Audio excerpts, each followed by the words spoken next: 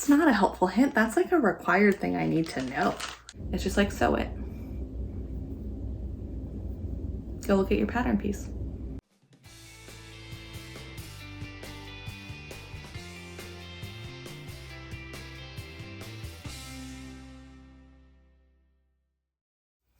Hey there, welcome back to my channel, or welcome to my channel if it is your first time here.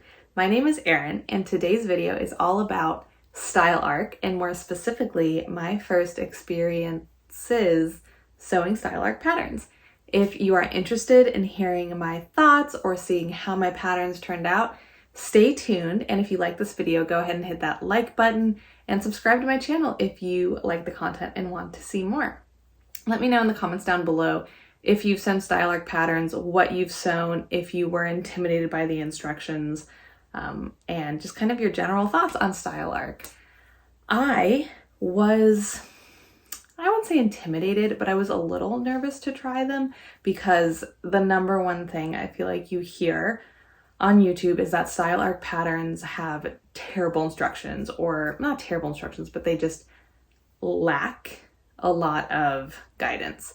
They are pretty bare bones.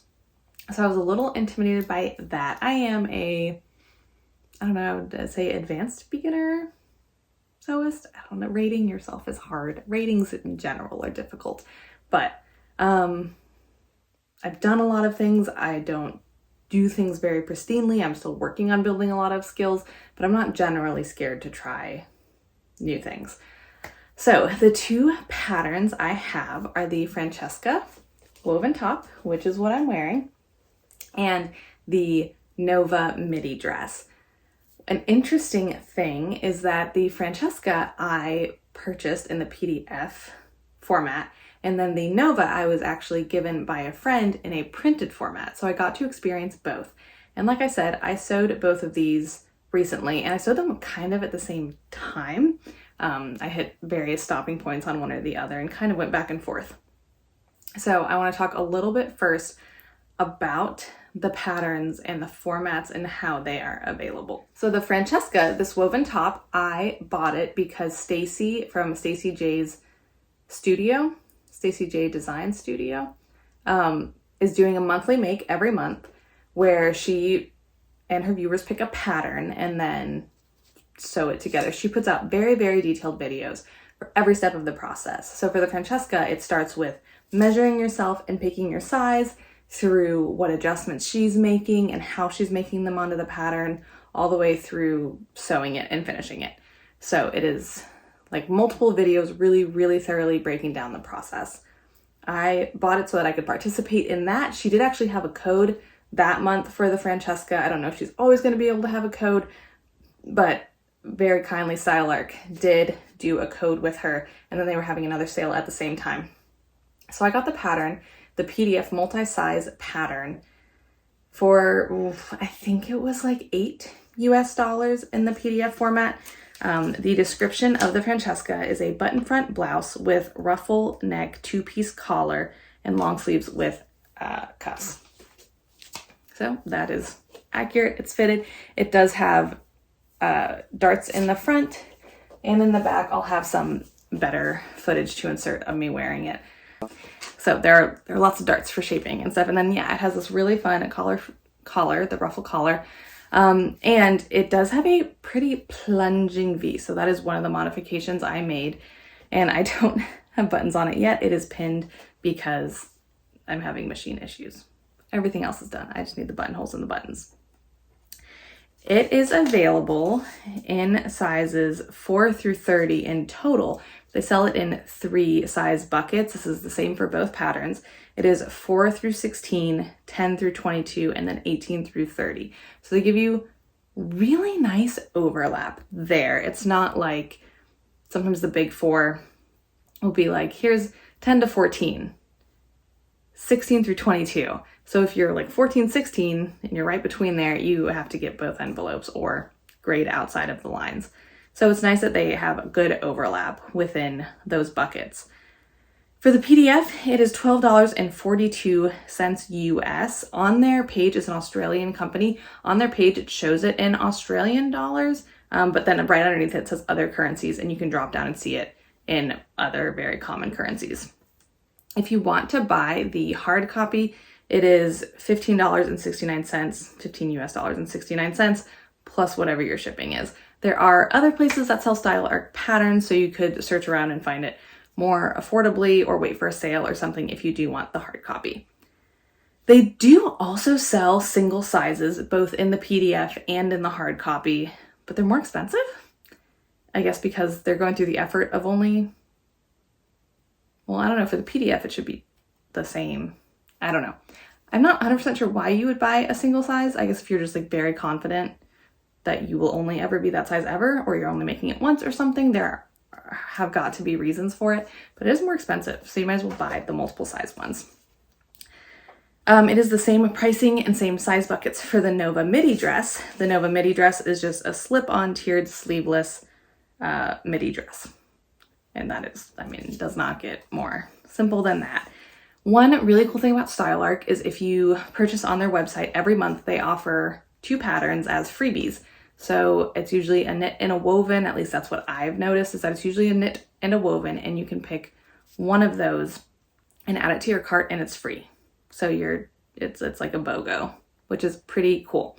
So just if you are purchasing directly from their website, make sure to check what the freebies are and add them to your cart. It actually will have a little note in the cart, or when you like start going through the checkout process, it'll say like, if you want your freebie, add it, which is super nice of them to remind you. It's not like one of those things where like you have to be in the know.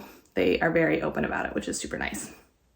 That is it in terms of sizing, price, etc. for both patterns. Now I want to talk about the PDF and the paper pattern and just how their patterns are in general. Let's start with the Francesca. So this is the front bodice piece. As you can see, there are a lot of extra lines. There are dotted lines and solid lines. So what they do is they mark the seam allowance as well as your cut line, which was very, very handy when I was measuring myself and then measuring the pattern pieces, trying to figure out where I needed to move things. For example, I moved the back darts down. And so when I was trying to measure, like, okay, from my shoulder down, how far do I need to go? It was nice to already have that seam allowance line there and just measure from that instead of having to go like, okay, the seam allowance is 3/8 of an inch and then move it down, blah, blah, blah, and do extra math, AKA extra places where I could have messed it up. So I do like that they have the seam allowance marked in for that reason. Now, also you'll see I print in grayscale because one thing about me is I will print in grayscale unless I have to do color, and that's not just for patterns, that's anything in my life. Grayscale unless I'm forced otherwise. This is the printed pattern. This is the Nova Midi Dress. So I really, really like the format that they have this in. Here is your front cover, and then it folds out. These are the sparse instructions. So it has like your finished measurements and all that. It does not include body measurements on the pattern. I didn't see it in the PDF instructions either because they look just like this. You have to go onto the website into their size chart to determine your size and then come back to the finished garment measurements. Now, you could just go off the finished garment measurements. I like to look at the body measurements also, just so I can kind of get an idea of what ease they are wanting to give me and what they're, because there's design ease, right? Like I just want to know how much they're thinking. And I just am not familiar enough with how much ease I want in every body part yet. So I do like the crutch of being able to see body measurements compared to finished garment measurements and look back and forth, or at least use the body measurements to figure out my size as a starting point and then go like, oh, I don't want 10 inches of ease. That's way too much. And kind of go from that point. So they only have the finished garment measurements in the patterns, but you can go online on their website and look up the size chart. It does have your fabric estimates and everything like that. And then it has helpful hints here, which include the seam allowance, which I'm like, that's not a helpful hint. That's like a required thing I need to know. A helpful hint is like, not that. What's an actual good helpful hint? To obtain a lovely shaped neckline, we suggest using a stabilizer or a fuse. That's a helpful hint. You gave me a pattern piece for it. You tell me to do it in the instructions. But okay, that's a helpful hint. I don't know. The helpful hints just like, to me, are not hints. They're part of the instructions. So that was kind of annoying. And then, yeah, it has the construction. This one has a really nice breakdown of how you do the double bodice. I say nice breakdown. I had to look up a YouTube video of how to do this. But it has that, then it shows how you piece it all together. And then I really like this diagram. I find it very satisfying. Doesn't give me that much information, to be quite honest. Like, I don't really know what this is giving me that this doesn't give me. And vice versa. But I find it very satisfying that they show you which parts go together. And this is also where it tells you how many to cut. Now, for the actual pattern pieces, which is why I pulled this out, this all folds out. This is a giant piece of paper, and it all folds out. And then once again, we have our cut line and our seam allowance, and then the different sizes are color coded, which they are also color coded on the PDF version. I just am cheap and print in grayscale. I do think the colors were different, if I recall, though. I think the sizes were not, like, orange was 16 on one and green on another or something, if I remember correctly. So you definitely still have to reference, like, the color and which line you're cutting. This I traced off. I only traced off the bodice pieces and then the pieces for the stabilizer. You know, the helpful hint to use a stabilizer. They do give you pattern pieces for that, so I traced those off. And then for all the tiers, I just measured the rectangles and then cut them that way, instead of tracing off a rectangle or multiple sizes of rectangles. When tracing, it was a little annoying to have the seam allowance and the solid line because it just got very busy. I did not trace off the seam allowances. I just traced off the solid line, which I came to regret later, because for this, the seam allowances are 1/4 inch and 3/8 of an inch, and they're marked on the pattern. They are not referenced anywhere else. Like, when you are sewing the pattern, it's not like, okay, sew your neckline with a 1/4 inch seam. It's just like, sew it. Go look at your pattern piece. Or just remember. And I will say that it's just like, sew it. Go look at your pattern piece. Or just remember.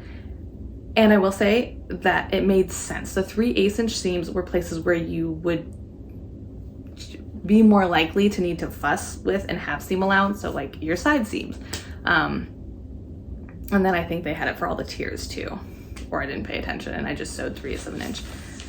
And then the 1/4 inch was the neckline and then the arm side for the double bodice. But like, how hard would it be to also include it in the instructions? Because even here where it says what the seam allowances are, it doesn't say like seam allowances for neck and arm side are 1/4 inch, all others are 3/8 inch. It just says like, they're on your pattern piece, go check. And since I did not trace off those dotted lines for the seam allowance, I had to like keep flipping this thing open, because I would do the whole thing where I was like, oh, okay, those two are 1/4 inch, and then forget. So what I need to do is go in and mark it in the instructions so that next time I make this dress, the information is already there. But I really liked this format. This was super easy to have flipped open. I did not print out the instructions for my Francesca. I referenced them some when I was doing the toile for it. I did not really reference them when I was sewing it because I was watching Stacey's videos, and by then I'd already sewn the toile, and I mean, nothing is that groundbreaking about it, to be quite honest. That was before we get into the two specific patterns, that was my big takeaway from sewing both of these style arc patterns. One, which is a very loose, flowy, pull-on dress, and another which is very fitted and involved a lot more, I would say. The drafting is really good. I had zero issues, even with the adjustments I made to this to fit my body. Everything fit together beautifully. So the drafting, A+. The drafting was A+. The directions were sparse, but they're also not marketed for very beginners. Like, I wish I still had it pulled up. The Francesca, I want to say, is marketed as intermediate. And then even this, oh, that's not what they have them listed as. Easy, medium, challenging, or experienced sewer. I want to say the Francesca was medium or challenging, and then the Nova even is medium, I think, because of the double bodice. So they're not expecting someone to walk in and make this as their first garment. So yes, do the instructions say things like sew a dart? Yes, they do. But I think they expect you to know how to sew a dart if you are sewing this dress, or to be able to Google it and YouTube it. And that is something I did. So I already knew how to sew darts, but what is something I had to go? Oh, doing the double bodice. I've not done that. So I looked it up. They did not specifically have a video for this dress, but they do have one for the Montana dress, I want to say, which is also a double bodice. I will try to include it in the description box if I can find the one that I watched, because it's the same process.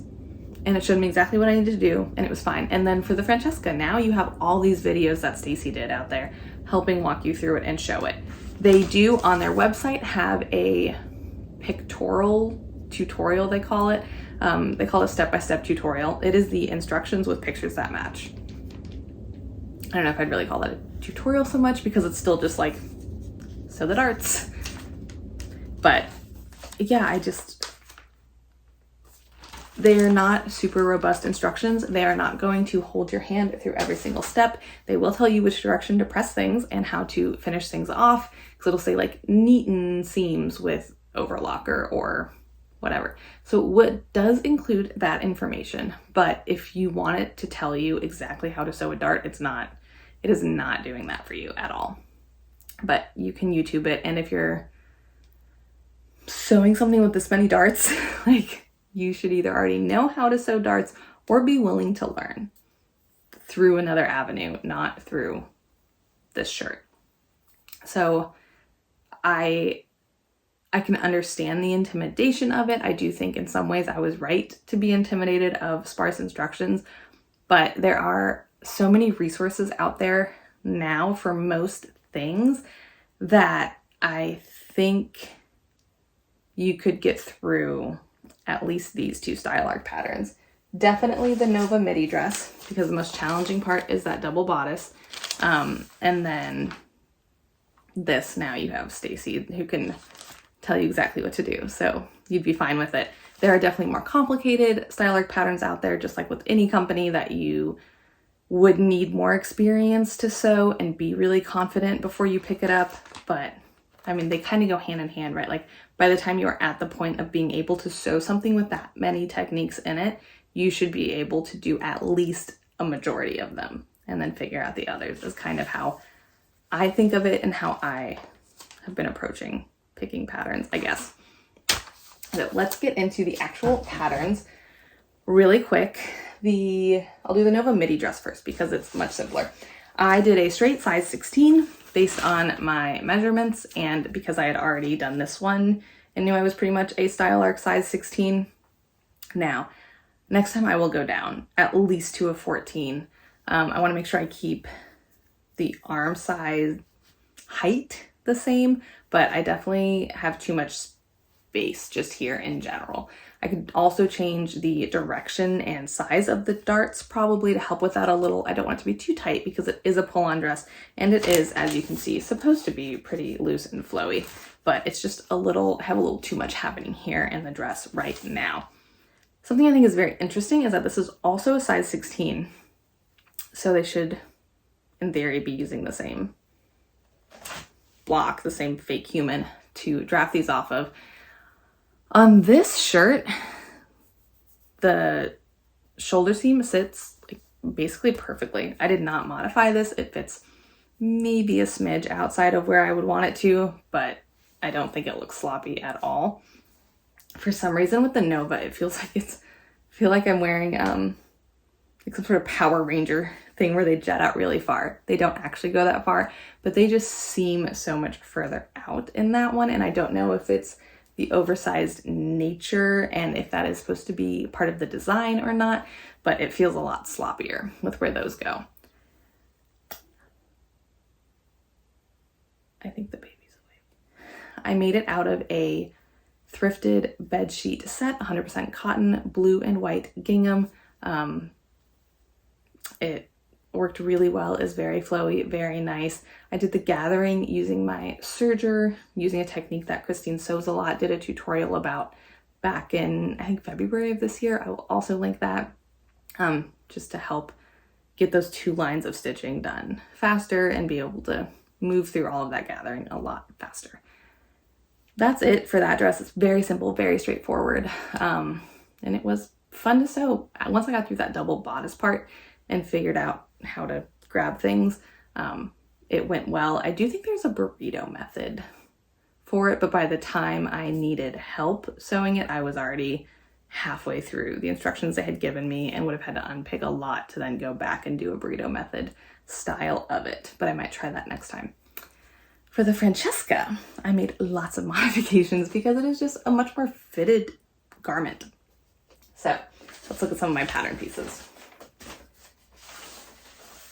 So here is the one I showed earlier. So this is cut out because there's a solid line for the start, but when I cut it out of my fashion fabric, I kept that solid across and I just have the extra fabric right here. I don't think it really shows or matters too much at all. This is a cotton shirting from Joann's. I was a little apprehensive about using the stripes, but I actually really love how it turned out. I think it helps highlight those darts and that shaping even more. So I raised this V 1.5 inches up, and then I had to do the same with the facing. I think all my measurements and then what sizes they equated to. That is all I did to the front piece. Like I said, then I also did it with the facing so that they matched. And I then shortened the ruffle piece by 1 inch. I measured, I'll just use the facing piece because it's easier. I measured this length and then compared it to this length, and it was like 1.25 inch-ish difference. So I decided just to shorten it by 1 inch. I thought about just doing more gathering, but then I was worried about being too gathered, and I'm glad I didn't do that. I think this amount of gathering is perfect. I think more and it would have maybe been too much. So I did shorten that ruffle piece by 1 inch, which led to shortening the whole thing by 2 inches. I made sure to do that after the shoulder line. So you have a mark where it hits the shoulder. So I made sure that that inch that I reduced it by was here, so that the area across my neck was still the same and fine, because I didn't modify any of this.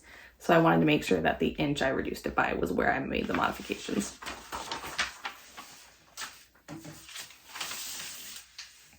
Okay, then for my sleeve, here's the elbow dart. Once again, when I cut the fabric, I cut it all the way, but I cut this out so I could mark it more easily. This is my assistant, who's a toddler and was trying to help me. I reduced this. I did quite a lot to the sleeve, actually. So I started at a size 16, but then I graded it down to a size 14 because of my wrist size. I didn't want them to be like too huge. There are not buttons or anything on this cuff. It is just a cuff. There are these 2 pleats, but it's just a cuff. So without the ability to make it tighter or anything, I wanted it to not be too huge. So I graded that down to a 14. And then I measured my shoulder down to my wrist and then compared it to the finished garment measurement for the shoulder to the wrist, and they were about 2 inches different. So on the first version of the toile I did, I reduced the sleeve length by 2 inches. I did 1 inch above and 1 inch below, and it was a little too short. So I ended up doing 1 inch above and 1/2 inch below because that 1 inch above put the elbow dart right at my elbow. So it was perfect. So I wanted to maintain that. So that's why I split where I reduced the sleeve length by. And then yeah, I did the grading 16 to 14 and then used the size 14 cuff.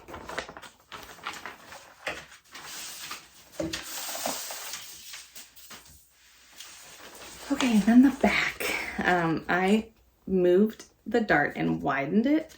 So you could see it was here to here with the apex of it, the widest point being right here.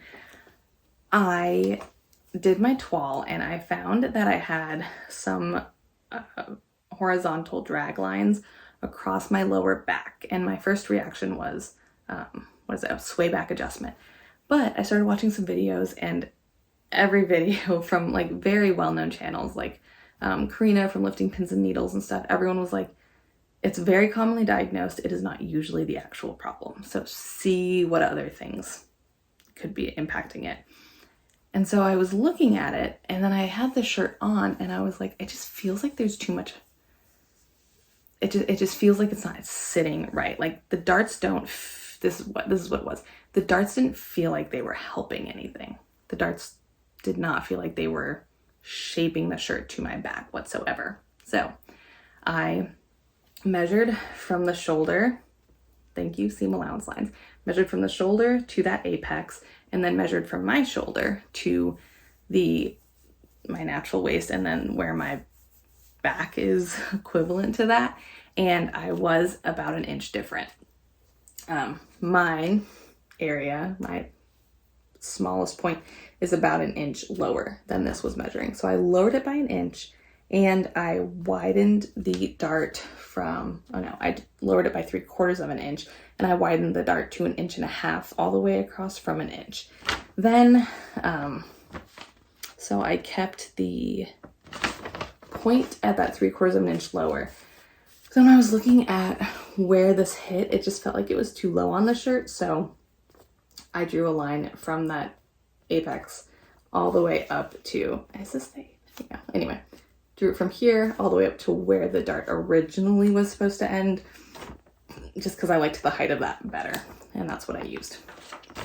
Once again, my assistant offering her thoughts.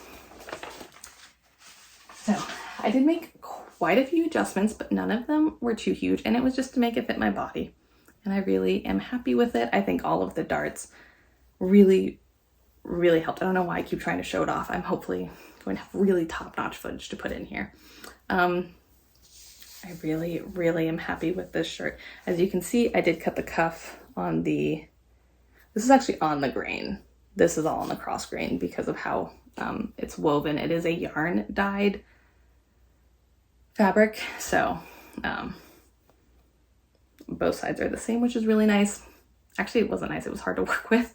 It wasn't necessary for this shirt. There's nothing that you don't see the wrong side of the fabric at all. Like this ruffle is, as you saw the ruffle piece, you fold it in half.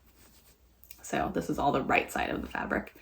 But I really, really enjoyed sewing both of these patterns. I will definitely sew more style arc patterns in the future. I have a freebie that I picked out when I bought the Francesca, so I will be sewing that at some point in the future.